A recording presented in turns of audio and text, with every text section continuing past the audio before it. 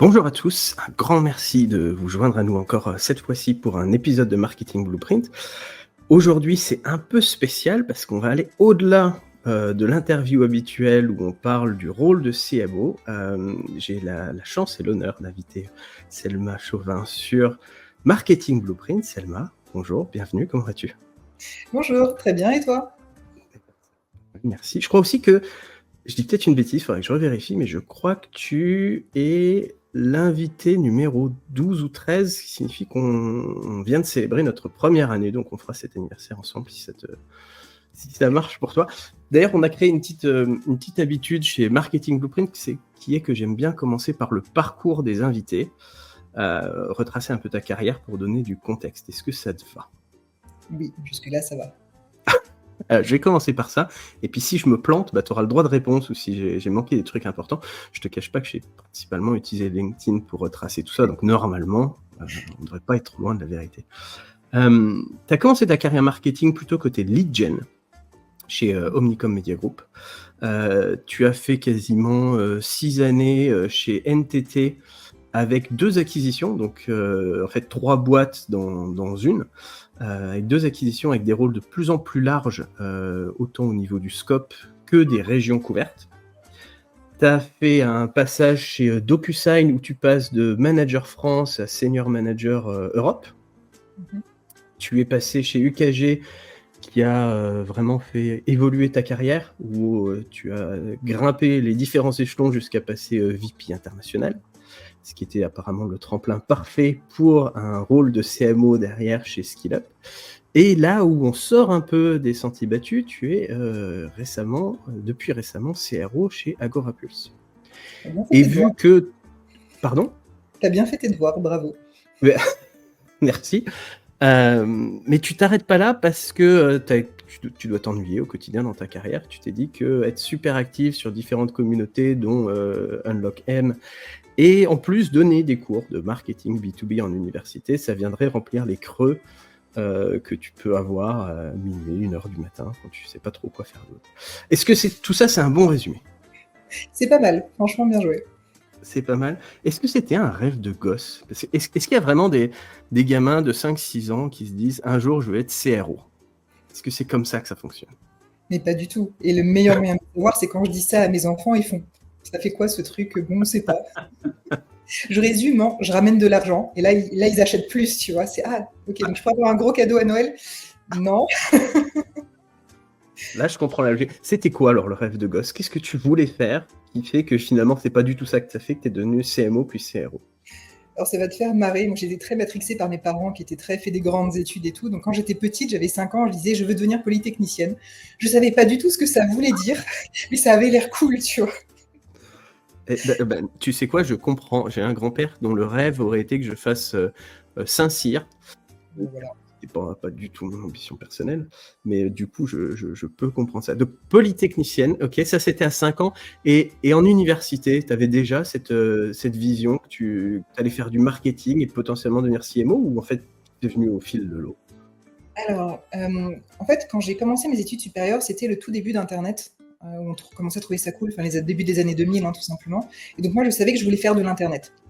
Aussi vague que ce soit, parce qu'encore une fois, on était au début, on savait pas ce que ça allait donner, mais vraiment, c'est quelque chose qui me plaisait, ce côté, interaction. On savait qu'on était un peu au début de quelque chose de nouveau et je voulais juste en être. Faire quoi là-dedans? J'en avais rien à faire. Donc non, mais et à l'époque, les formations, elles étaient pas vraiment marketing. On t'apprenait aussi bien à faire un site web, parce qu'encore une fois, tu avais pas de CMS, hein, qu'à faire du conseil en IT, qu'à faire du marketing digital. C'était un peu fourre-tout parce que personne savait ce que ça allait donner, ce truc. Bon, maintenant, on sait. C'est vrai.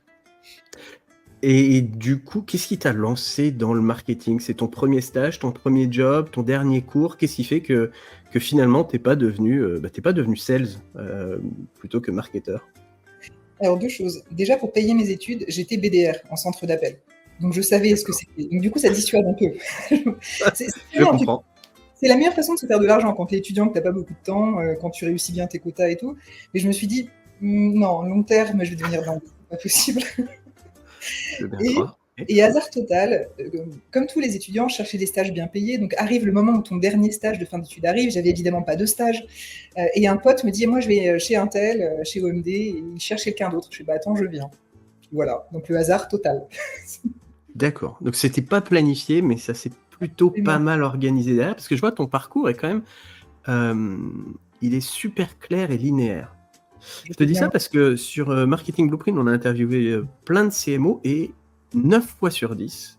Alors, je sais pas si le mot chaotique, c'est le mot correct, mais j'ai des gens qui commencent en tant qu'ingénieurs qui se retrouvent CMO 15 ans plus tard. J'en ai qui étaient partis dans la traduction, la localisation, et puis une chose en amenant une autre.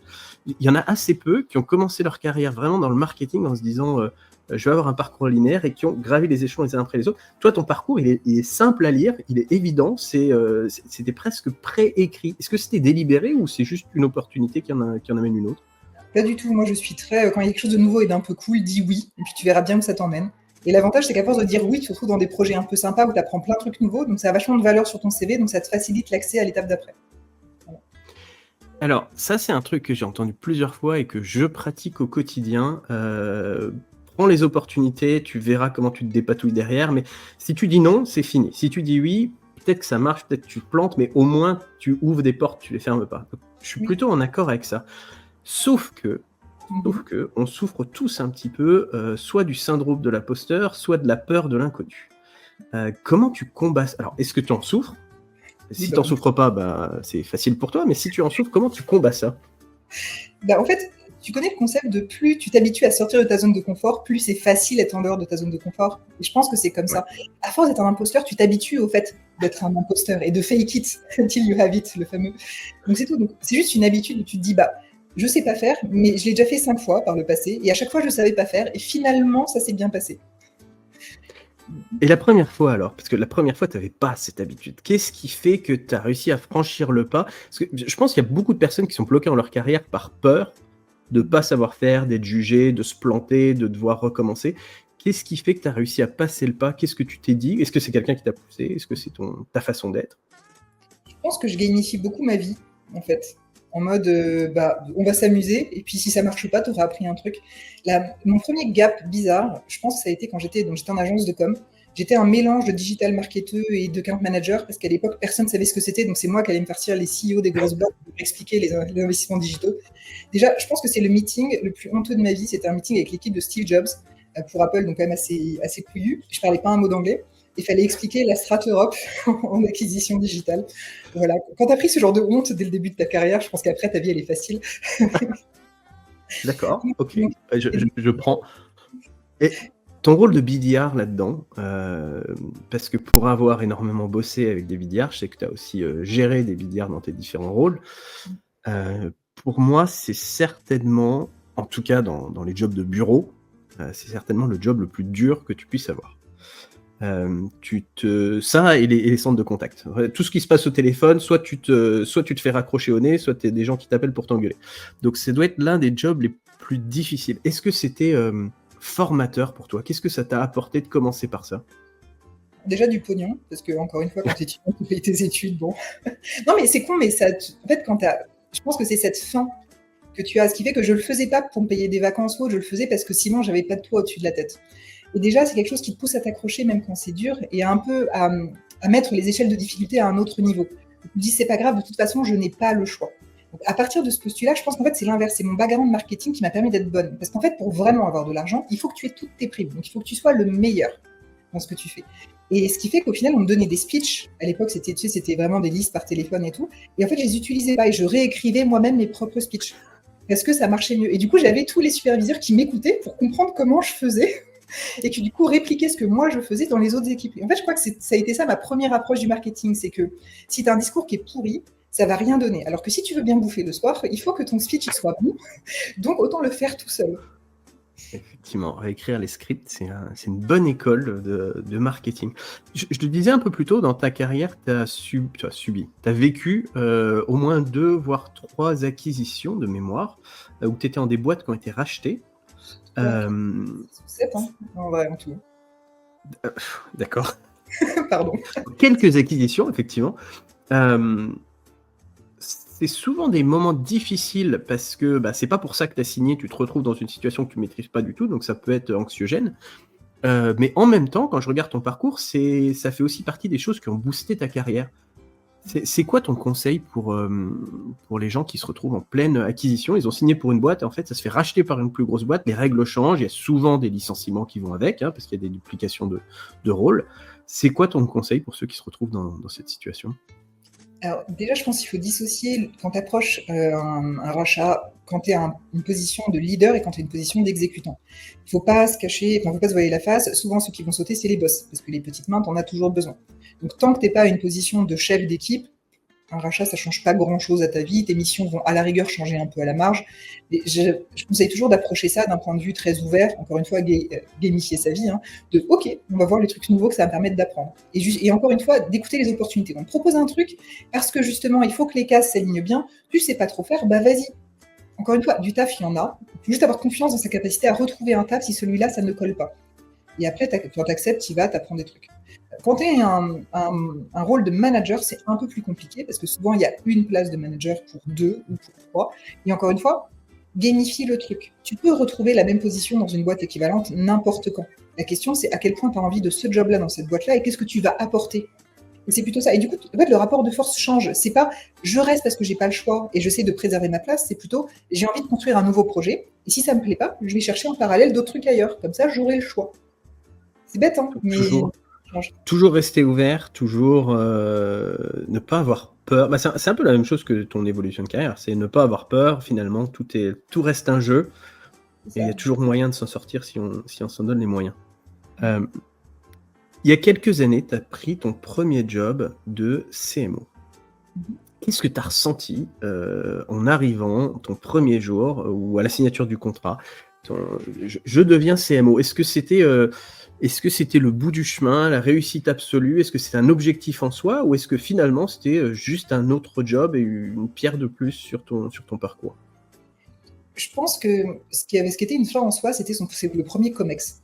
C'est bête, mais parce qu'encore une fois, quand tu y es pas, tu as tendance un peu à mystifier ce qui s'y passe. Waouh, c'est les grands chefs, ils décident de trucs hyper stratégiques et autres.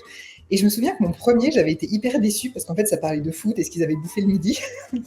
En gros, des gens normaux. Et tout de suite, ça désacralise le truc de dingue. En fait, c'est juste un taf, quoi. C'est juste un meeting parmi les autres. Du coup, le CMO, c'était pas le. Est-ce que c'était un objectif absolu plus tôt dans ta carrière de devenir CMO ou tu as juste eu l'opportunité, tu l'as prise comme d'autres opportunités précédemment? Alors, il y a peut-être deux choses à savoir. Première chose, c'est que je suis ambitieuse, pas pour avoir un joli titre, mais pour qu'on me foute la paix sur ce que j'ai envie de faire. Avoir la légitimité de faire des choses intéressantes sans que personne t'embête. C'est ça le message. Belle ambition. Je pense qu'on l'a tous. Je confirme. Et voilà, et en fait, avoir juste, et que ce soit CMO, directeur, enfin peu importe, c'est ce côté d'être le plus élevé dans une fonction, ce qui fait que personne te dise ce que tu as à faire, qui était un peu mon Graal. Donc oui, c'était ça la satisfaction, je pense. Et aujourd'hui, CMO, c'était pas assez, apparemment. Aujourd'hui, tu as un rôle de CRO, donc Chief Revenue Officer, qui peut avoir différentes définitions en fonction de la boîte, de la structure, de l'industrie, etc. Mais membre du COMEX, qui gère toute la partie revenus, donc en général commercial, parfois avec, parfois sans le marketing. En tout cas, ce qui est assez inhabituel, c'est d'avoir un CRO qui vient du marketing. Et on en parlait il y a quelques jours, tu me disais que c'est une connerie énorme parce que les marketeurs ont certainement beaucoup plus à apporter à ce rôle-là. Pourquoi cette évolution vers un rôle de CRO? Encore une fois, est-ce que ça s'est présenté, tu as chopé l'opportunité, ou est-ce que tu l'as nurture, cette opportunité, tu en avais envie de ce rôle-là?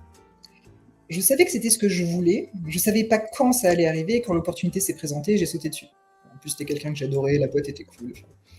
Donc j'ai pris. Mais en fait, pourquoi? Parce qu'en fait, en tant que CMO, tu es souvent limité dans tes interactions avec les sales, où selon la vision de la boîte du rôle du marketing, tu vas être vu comme une fonction subalterne de l'activité revenu. C'est ceux qui comptent pas trop, ceux qui font de la marque, on sait pas trop ce qu'ils font, mesurent pas ce qu'ils font, de toute façon, ils ont qu'un impact assez limité sur les ventes. Enfin, tous les CMO ont dû entendre ce genre de discours. Et de mon côté, je pense plutôt l'inverse. Je pense que les sales, c'est une branche du marketing, c'est un canal d'acquisition, mais au même titre que plein d'autres. Peut-être parce que j'ai fait du self-service dans ma carrière où j'ai très bien vu qu'on pouvait vendre sans commerciaux du tout. Et du coup, mon point de vue est un peu biaisé. Mais c'est ça, si tu donnes de la valeur à Google Ads, t'en donnes à un commercial. Enfin, c'est pareil, les deux te ramènent du business. C'est juste pas la même échelle, la même taille de compte. Et donc pour moi, ça me paraît plus logique d'intégrer en effet les sales comme un canal d'acquisition plutôt que d'essayer de bourrer du marketing dans une organisation commerciale. Et est-ce que pour le moment, c'est encore un peu tôt, ça fait que quelques semaines que tu es dans ce rôle-là, est-ce que ça correspond à ce à quoi tu t'attendais, ou est-ce que, un peu comme ton premier Comex, c'était pas du tout ce que tu avais envisagé? Non, pour le coup, ça ressemble. Mais parce qu'encore une fois, j'ai côtoyé des sales depuis quasiment 20 ans maintenant, donc je sais à quoi m'attendre. Non, non, ça correspond et ça renforce encore plus ce message qui est que l'essentiel du travail se fait avant que ça arrive chez le commercial. Une fois que ça arrive chez le commercial, bah, tu peux traiter, tu peux signer, tu peux faire tout ce que tu veux, mais selon ce que tu lui as mis dans l'assiette, ça va avoir un impact sur tout. Imagine par exemple, tu fais rentrer n'importe quoi dans le pipe et après tu as une stratégie très agressive de signer à n'importe quel prix. Tu vas mettre en difficulté ton service client qui doit passer derrière et essuyer les plâtres de ce qui a été vendu qui ne ressemble pas à la réalité, de ton produit qui doit développer en speed des features qu'il n'avait pas du tout prévu de faire.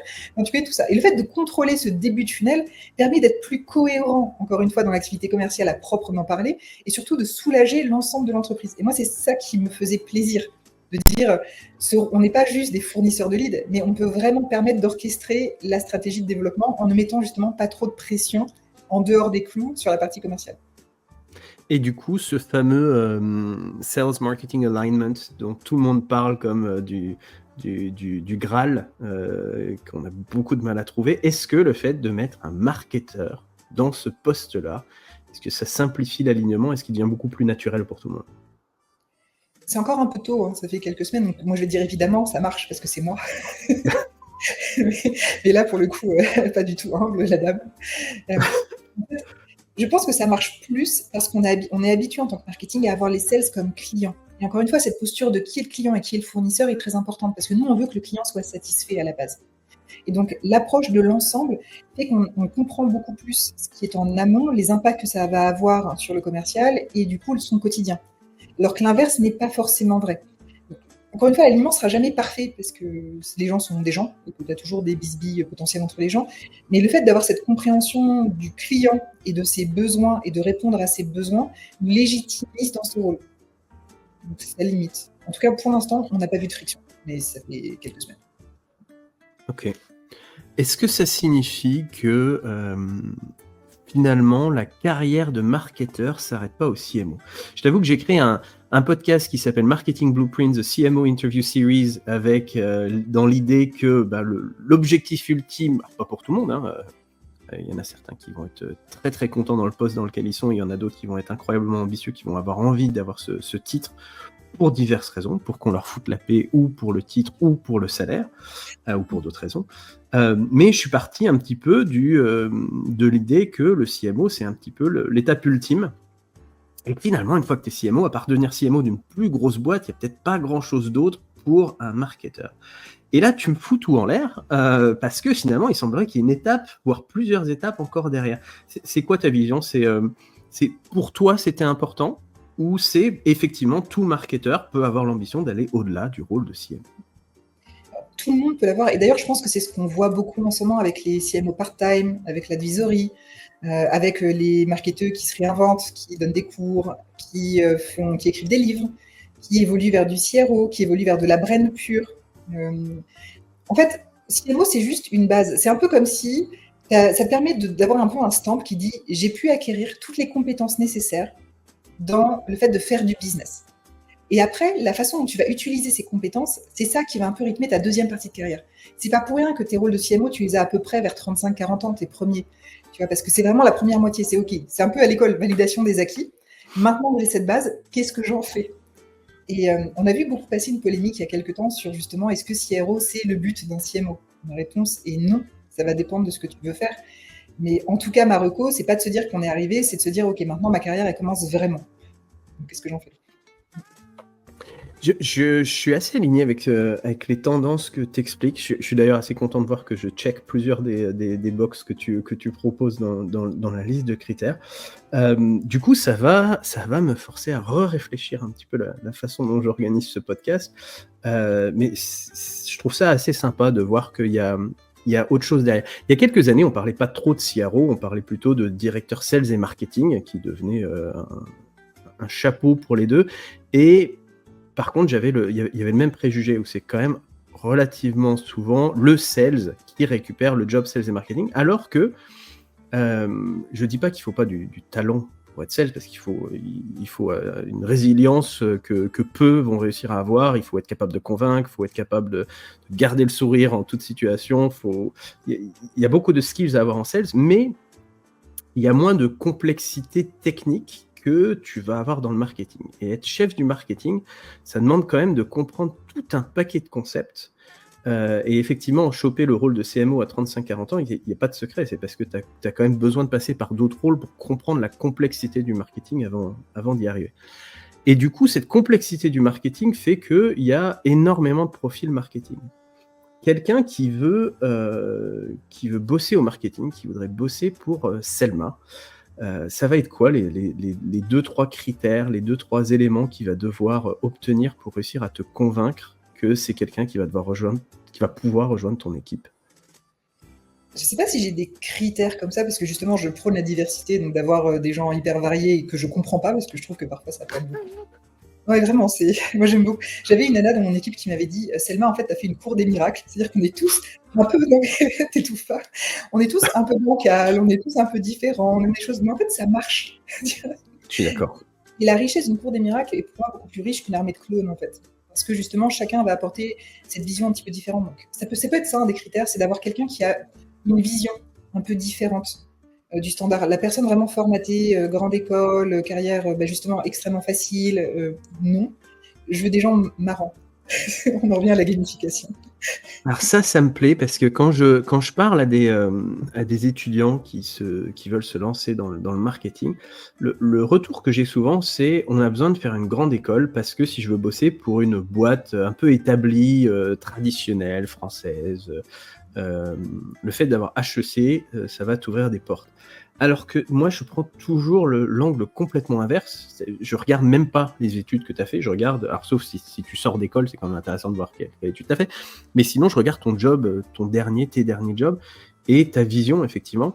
Je trouve que le fait d'avoir fait HEC ou d'avoir passé 8 ans à faire des études, ça montre pas forcément. Ça montre que tu sais faire des soirées.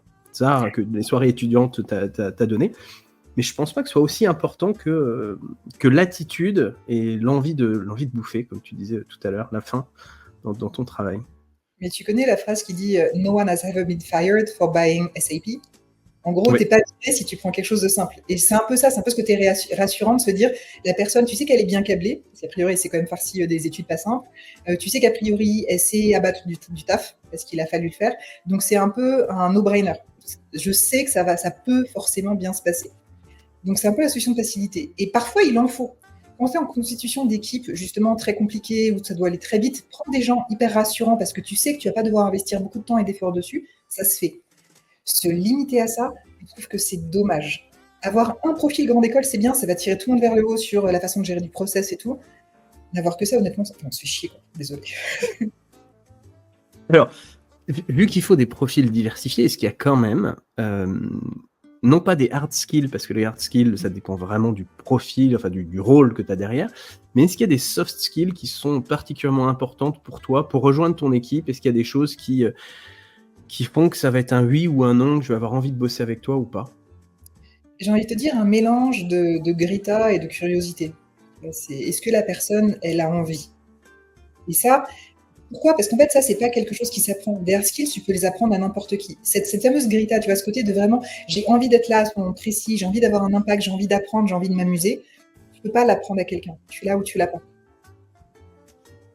Comment tu repères ça? Parce que dans un entretien d'embauche, en particulier quand tu recrutes des jeunes pour lesquels c'est le premier, le deuxième entretien d'embauche, tu es souvent en mode crise d'angoisse. Tu la vois pas forcément, cette faim, cette envie d'aller plus loin, parce qu'il y a souvent le stress qui prend quand même le dessus.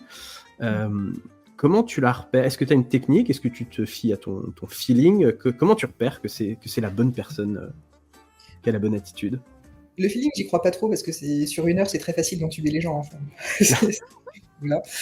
Non, en revanche, surtout quand c'est des jeunes qui n'ont rien. Enfin, encore une fois, pour moi, il y a 2 types d'entretiens. Il y a la partie qui permet de valider les hard skills, et en général, tu t'en sors avec 2-3 questions, tu vois comment la personne a réagi, bon, ça, tu sais. Et ensuite, il y a 2 façons de faire, pour moi, encore une fois que pour moi. La première, c'est soit tu la mets sur un terrain où elle va être en confiance, des passions, des centres d'intérêt, pour voir un peu comment elle réagit, et après, tu retournes vers le pro pour voir si elle garde cette envie, cette niaque, dans les réponses, hein, tout simplement. Et la deuxième chose, c'est de parler, c'est des questions hyper bateaux, mais c'est hyper important, c'est qu'est-ce qui a été un succès, qu'est-ce qui a été un échec pour elle? Pas encore une fois pour savoir si elle a bien fait ses KPI, tu vois, je m'en fous, mais c'est plutôt de comprendre ce qu'elle va voir comme étant un échec. Est-ce que c'est un échec parce que niveau relationnel, ça s'est mal passé, parce que niveau performance, ça s'est mal passé? Tu vois, tu comprends un petit peu. Et là, on en revient à tout ce qui est disque, analyse de personnalité. Tu vois un petit peu ce qui a de la valeur pour elle. Et toi, tu peux voir si ça colle avec ce qui a de la valeur pour les autres dans l'équipe, ou si tu prépares des problèmes, ou voilà. C'est un peu nul, mais c'est ma méthode. Non, je suis assez d'accord. La première partie, je t'avoue que c'est quelque chose que j'ai pas encore essayé. Donc je vais apprendre de toi et voir comment je peux mettre ça en place. La deuxième partie, par contre, effectivement, c'est un truc que je fais aussi à chaque fois. Et pas pour voir pourquoi ça échoue. Enfin, plutôt pour voir l'analyse et la façon de réfléchir à ce qui a été un échec et ce qui a été une réussite aussi. Je mets aussi toujours en avant, je regarde toujours si la personne a une réussite totalement personnelle ou s'il y a un côté on bossait en équipe et je leur dois un petit peu aussi. C'est un point qui est aussi relativement important pour moi. Je disais tout à l'heure que au-delà de ton job, t'aimes bien avoir d'autres occupations de marketing, que tu fais partie de communautés, que tu donnes des cours. Pourquoi tu fais ça? Pardon? Je fais aussi du conseil de CEO, de CMO, je fais de l'accompagnement de CMO pour les faire grandir. Alors, est-ce que c'est parce que tu as vraiment, vraiment besoin de boucler tes fins de mois? Est-ce que c'est parce que tu t'ennuies à la maison? Est-ce que c'est par passion? Est-ce que c'est pour apprendre? Est-ce que c'est quoi la motivation derrière? Il y en a deux, je pense que c'est de donner. En fait, c'est con, mais il y a beaucoup de choses où j'ai dû me débrouiller toute seule. Parce que, encore une fois, j'ai une carrière qui a fait des bons, avec une ligne directrice, mais toujours des choses un peu nouvelles et j'ai dû toujours un peu apprendre sur le tas, sans forcément avoir de gens qui connaissaient autour de moi. Et je me dis déjà, si je peux rendre un peu, c'est bien. Oui, désolé, c'est mentalité de merde. Et l'autre, c'est aussi que ça me permet d'apprendre. En fait, il y a des gens qui ils apprennent mieux en écoutant, en lisant, et moi, j'apprends mieux en expliquant. Ça me permet de vérifier que j'ai bien compris les notions. Et en fait, les meilleures notions que j'ai pu bâtir, c'est à force de les expliquer à des gens. Et ça a vraiment affiné, à force de faire des podcasts et autres, ça a affiné vraiment ma vision des choses. Et à la fin, j'avais une strat et une méthode. C'était cool. Et je te rejoins complètement là-dessus, surtout sur la partie donner des cours. Je me suis rendu compte que pour donner des cours, il faut les créer, les cours. C'était pas juste là pour blablater pendant 1h30 et puis t'écouter parler. Et en fait, tout ce qui est très clair dans ta tête, c'est pas si clair que ça quand tu commences à le coucher sur le papier et que tu as besoin de l'expliquer. Et ce travail-là que tu fais soi-disant pour les autres, en fait, tu le fais tout autant pour toi-même parce que ça te structure ta façon de penser et tu découvres des trucs qui sont là dans un coin de ta tête, mais en fait, c'était pas si clair que ça. Et je te rejoins sur la méthode. C'est effectivement assez... Ça a aussi un bon impact sur le syndrome de l'imposteur. Parce qu'à force de savoir, on pense que c'est la base. Et je me souviendrai toujours de ce cours en école de commerce où je fais, tu sais, un tunnel de conversion avec des taux de conversion, classiques. Et je mets les élèves par groupe, je change le chiffre de base et je leur demande de me redérouler un funnel. Il y avait 8 groupes, il y en a un qui a eu la bonne réponse. D'accord. Ouais, et en même temps, c'est aussi pour ça qu'ils sont en école, pour se confronter à ça et pour apprendre. Mais du coup, tu te rends compte que ce que tu sais, ok, tout le monde ne le sait pas. Il y a un sujet que j'adore, que je réutilise dans tous mes podcasts, dans mes bouquins, que dans mes articles, qui est le concept de Dunning-Kruger, qui est le fait que tout a l'air incroyablement simple vu de l'extérieur, puis quand tu commences à mettre les mains dans le cambouis, c'est peut-être pas aussi simple que ça, et puis tu as cette courbe qui fait que finalement, après un apprentissage, ça redevient plus ou moins facile, et je pense que ça régit pas mal la vie des gens, notamment les relations sales et marketing, mais pas que. Et effectivement, c'est un peu ce que tu touches aussi là-dessus. C'est vu de dehors, vu que c'est simple pour toi, ça semble évident, puis en fait, quand tu commences à rentrer dedans, c'est peut-être pas aussi simple que ça. On arrive doucement à la fin de ce podcast. J'ai une dernière question pour toi. Si tu avais un seul conseil à donner à des jeunes qui se lancent dans le marketing, qui n'ont peut-être pas prévu d'être ni polytechnicien ni CRO aujourd'hui, ce serait quoi ton conseil ? Ce serait d'être curieux. En fait, le marketing, je pense que c'est la seule fonction dans les boîtes qui a autant de spécialités. Tu as un sales, c'est un sales. À la rigueur, tu vas être sales de grand compte ou sales mid-market. Mais marketing, tu vas avoir du customer marketing, du partner marketing, des ops, de la demande gen, de la création de contenu. Et tous ces métiers n'existaient pas il y a 20 ans. Et la plupart de ces métiers n'existaient même pas il y a 2 ou 3 ans. Là, t'as l'IA qui arrive. On sait que tout va être bouleversé. Et le seul conseil serait d'être curieux et d'essayer des choses. Parce qu'on va découvrir des métiers qui nous plaisent, on va prendre des embranchements qui nous plaisent. Et surtout, de ne pas rester... et encore une fois, quand on a le choix, de prendre l'opportunité plutôt que de rester statique. c'est vraiment le conseil principal. On apprendra beaucoup plus, son salaire évoluera aussi beaucoup plus vite et on s'amusera beaucoup plus si on teste des choses nouvelles que si on reste 5, 6 ans, 8 ans dans le même poste à faire la même chose. Gamifie ta vie, ouvre toutes les portes qui te sont offertes, ne te prends pas trop au sérieux, n'aie pas trop peur et garde la faim continuellement pour apprendre de nouvelles choses. Merci beaucoup pour tout ça, Selma, c'était super instructif. Merci pour tous tes conseils et merci d'avoir chamboulé complètement la façon dont je vais faire Marketing Blueprint par la suite. Je te souhaite beaucoup de succès dans ton nouveau rôle et puis on pourra peut-être faire un petit follow-up dans quelques mois pour voir si l'alignement sales et marketing est aussi parfait qu'escompté. Avec plaisir. Bonne journée. Un grand merci. À bientôt.